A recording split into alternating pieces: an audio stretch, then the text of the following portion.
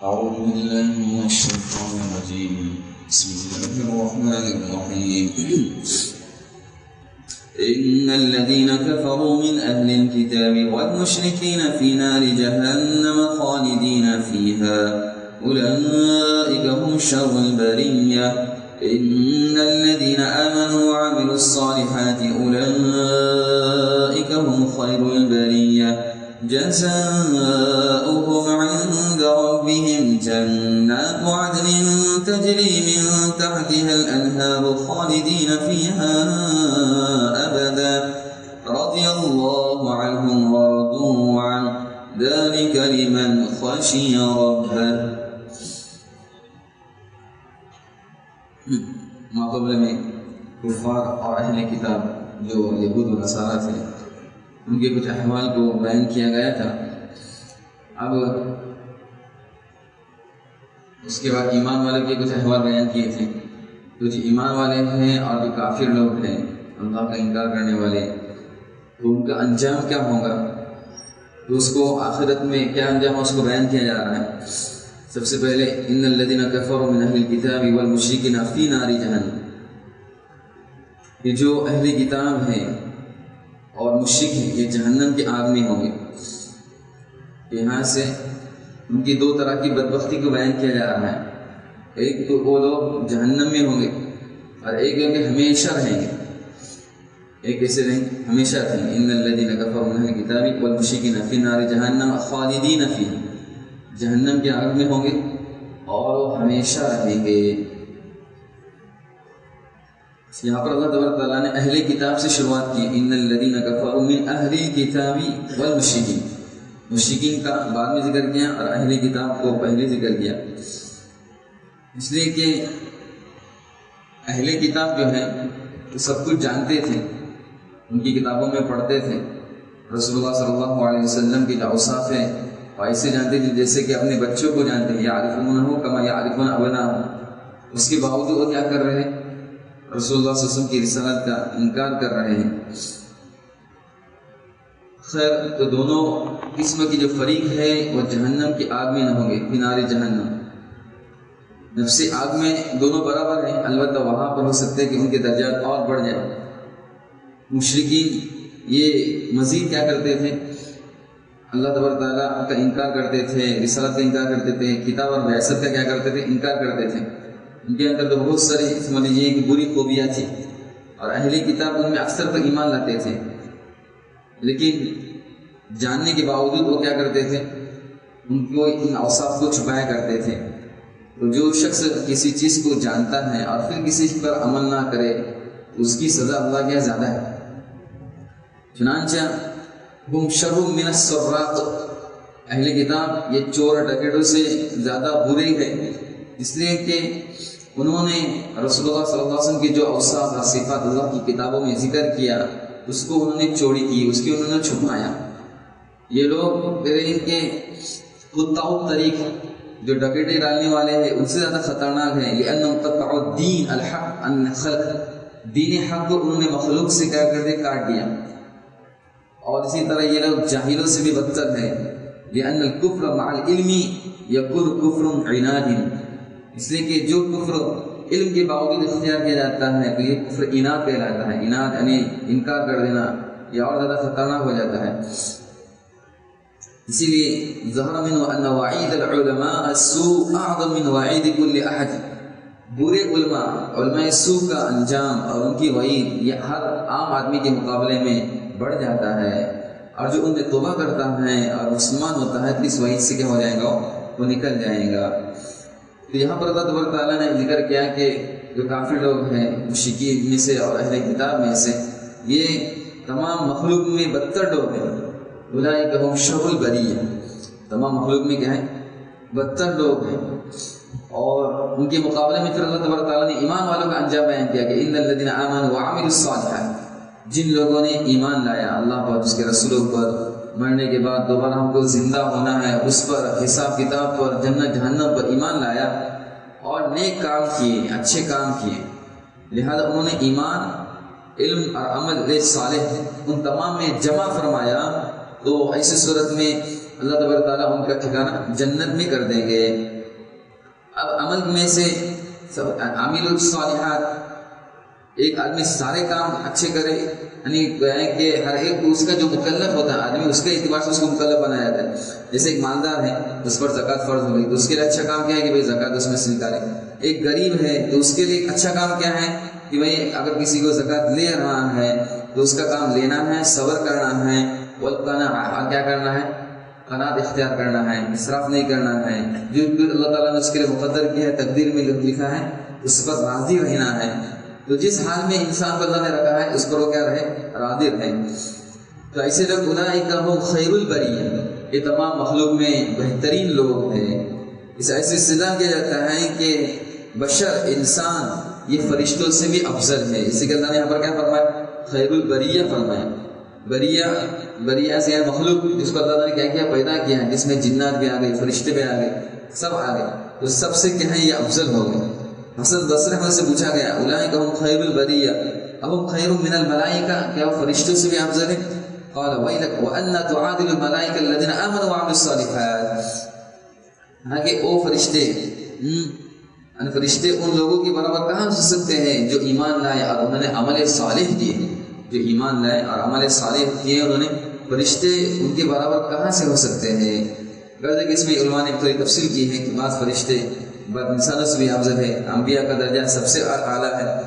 تو خیر، تو اللہ تبارک تعالیٰ نے تمام مخلوق میں بہترین جو مخلوق قرار دی وہ کون سی؟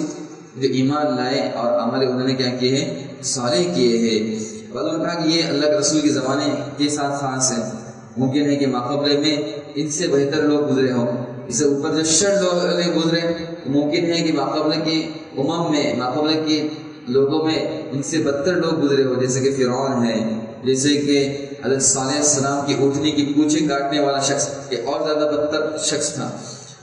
تو خیر یہ کہ اللہ تبارک تعالیٰ کہ یہاں ایمان والے اور جنہوں نے کیا کیا نیک صالح عمل کیے ان کا بدلہ مزید ذکر کر رہے ہیں۔ جزاؤہم عند ربہم جنات عدن تجری من تحت الانہار، اللہ کے نزدیک ان کا بدلہ یہ ہے، انہوں نے جو کچھ ایمان لایا اور عمل صالح کیا اس کا بدلہ یہ ہے کہ ان کو اللہ تبارک تعالیٰ ایسے باغات میں داخل کرے گا جو ہمیشہ کے رہنے والے ہوں گے اور جس کے نیچے سے نہریں جاری ہوں گی، چار نہریں، پانی کی، دودھ کی، شراب کی اور شہد کی، چار نہریں بہیں گی ان باغات میں سے، اور اسی کے ساتھ ساتھ خالدین فیہا، اس میں کیسے رہیں گے، ہمیشہ رہیں گے۔ اللہ تبارک تعالیٰ کیا جو خالدین فیہا ابدا، اس میں ہمیشہ رہیں گے، اب ان کو کبھی وہاں سے نکالا نہیں جائے گا، وہ ایسے باغات ہوں گے۔ لہذا اس میں گویا کہ ایک مرتبہ انسان جنت کے اندر چلا گیا، اب دوبارہ اس کو وہاں سے نکالا نہیں جائے گا۔ جب جنتی جنت میں چلے جائیں گے، جہنم میں چلے جائیں گے، تو موت کو لایا جائے گا اور کیا کیا جائے گا، اس کو ذبح کیا جائے گا اور کہا جائے گا اے جنتیوں اب تم ہمیشہ جنت میں رہو گے، ارے جہنمیوں اب تم ہمیشہ جہنم میں رہو گے۔ رضی اللہ عنہم ورضوا عنہ، اللہ ان سے راضی ہو گیا۔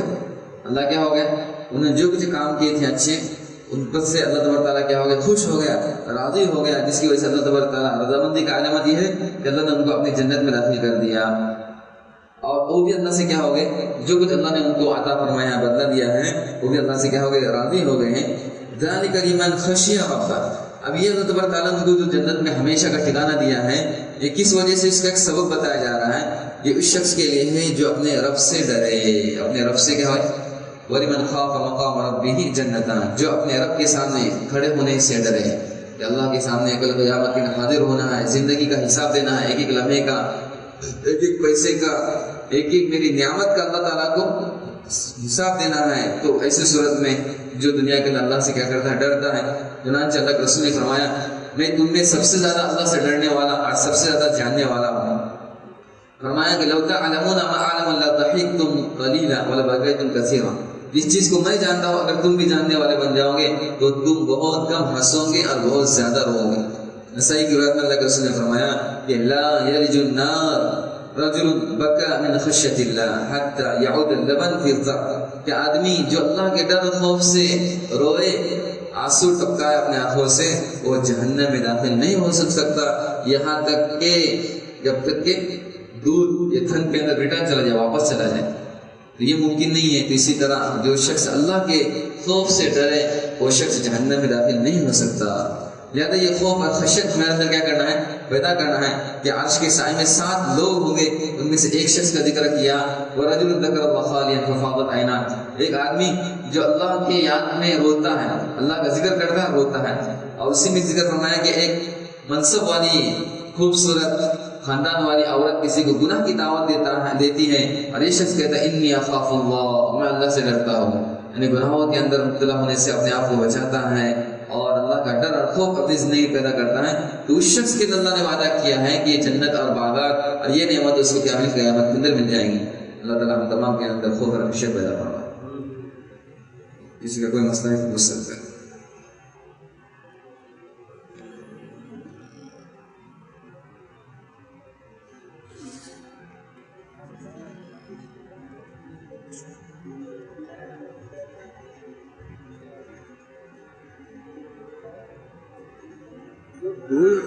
جیسے اپنے کو فجر کی نماز پڑھتے کبھی تحیات المسجد کے ساتھ فجر کی نیت ڈال سکتے ہیں؟ سنت پڑھنے کی ہے تحیات المسجد کو مسجد میں آنے کے بعد فرض نماز جیسے 3 منٹ باقی ہے, فرض نماز کو 3 منٹ باقی ہے, تو سنت پڑھ چکے ہم گھر پہ. ہاں سنت پڑھنے کی تحیات المسجد نماز کے ساتھ سنت گھر پہ پڑھے آپ نے؟ نہیں. ہاں تو مسجد میں آئیں گے نا تو تحیات المسجد اور فجر کی سنت یہ ایک ساتھ دونوں نیت کرنی ہے. ایک ساتھ دونوں کی نیت کریں گے تو دونوں نمازیں حاصل ہو جائیں گی. 2 رکعت میں آپ کو دونوں نمازیں حاصل ہو جائیں گی. الگ الگ نیت کرنے کی ضرورت نہیں. فجر کی سنت پڑھیں گے اس میں تحیات المسجد خود بخود آ جائے گی. सपोर्ट आपण घेऊ आपली नियत आहे समजा 5 दिवस व्हायचं तर भाऊ 3 दिवसांनी येतो समजा तेवढं आपण 3 दिवस पळू शकतो का 5 दिवस पूरी करायला लागेल. दोनों नगद बोलतो आपण. اگر شروع ہی کے اندر نیت ہے کہ میں جس جگہ سفر کر کے جا رہا ہوں جیسے بھونیشور جا رہا ہوں 5 دن رہوں گا تو 5 دن رہوں گا, شروع میں نیت کر دی تو آپ مقیم ہو گئے, اب آپ کو رخصت ملے گی نہیں. اب اچانک آپ کا کیا ہوگا, ارادہ بدل گیا, 3 دن کے اندر واپس آ گئے تو اس سے کچھ فرق نہیں پڑنا. اگر آپ نے شروع میں نیت کی کہ 5 دن کی تو پھر وہ مقیم ہو جائیں گے. مقیم ہو گئے تو وقت پر پوری نمازیں پڑھنا پڑیں گی. आता आदमी मतलब पूछना तुम्हें ना लोग अक्सर आते हैं और पहले आउट बिल्ला है शैतान تو اعوذ باللہ بسم اللہ جو ہے وہ نماز میں داخل ہونے کے بعد سورۃ الفتح پڑھیں گے اس وقت پڑھا جاتا ہے. نماز سے پہلے اعوذ باللہ بسم اللہ نہیں ہے, نماز سے پہلے کچھ نہیں پڑھنا ہے, خالی نیت کر کے نماز کے اندر داخل ہو جاتا ہے. نماز پڑھنا جو جی جی بہت ضروری ہے. چلو تکلیف نہ اعوذ باللہ میں ایسا اعوذ باللہ بول رہا تو لوگ ڈائریکٹ نیت کرنا ہے.